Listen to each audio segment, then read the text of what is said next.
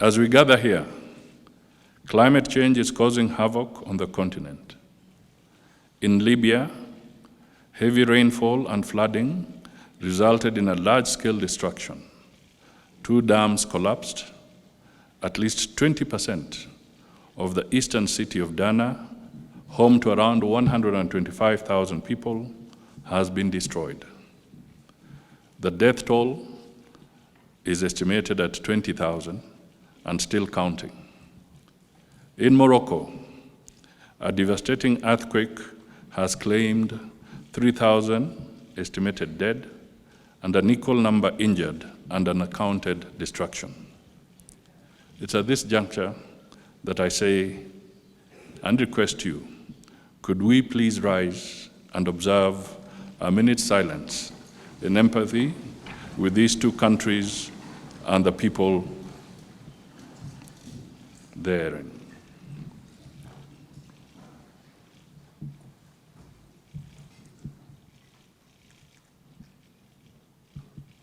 Thank you. Be seated.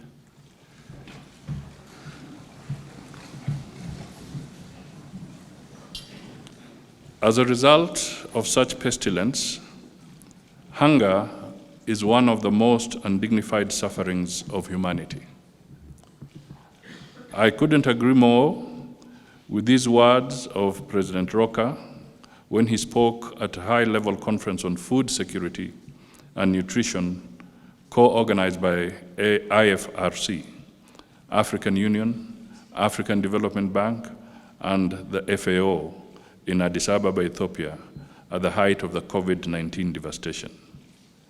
Those words still ring true because Africa remains at risk of losing lives and livelihoods.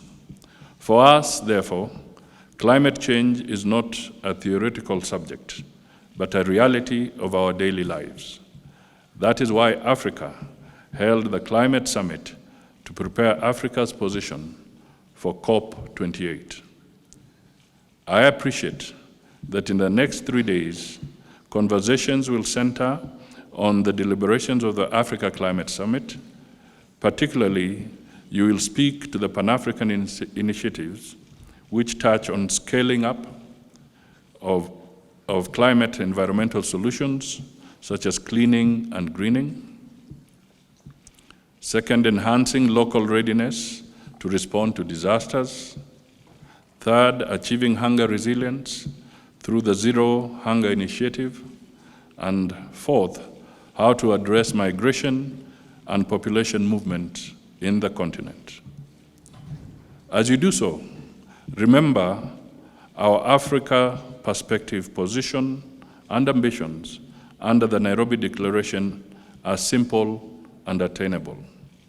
A, it is not too much to demand that all states and governments implement targets and commitments from previous meetings such as in Copenhagen, Paris, and Glasgow.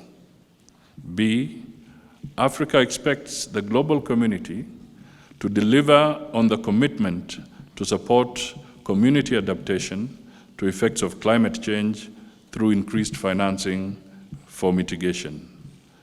C, the Red Cross and Red Crescent movement respond to the worst effects of climate change in Africa. We will therefore not relent advocating for more resources to be committed to institutions such as the Red Cross and Red Crescent. I am therefore grateful that the theme of this conference is renewing investments in Africa, with a focus on innovative approaches to financial solutions. We must continue to build strong local actors who effectively address challenges facing our continent. I am a strong believer in the proper use of immense resources available in our continent, both natural and human. With respect to Kenya, the Red Cross has been our key partner before and more after our independence. You have made an enormous contribution to the social economic development of this country. We have partnered not only in the area of emergency response, but in the wider context of linking resilience of communities to long-term development. On behalf of the people of Kenya, we commend the Red Cross for always being there and ready whenever needed.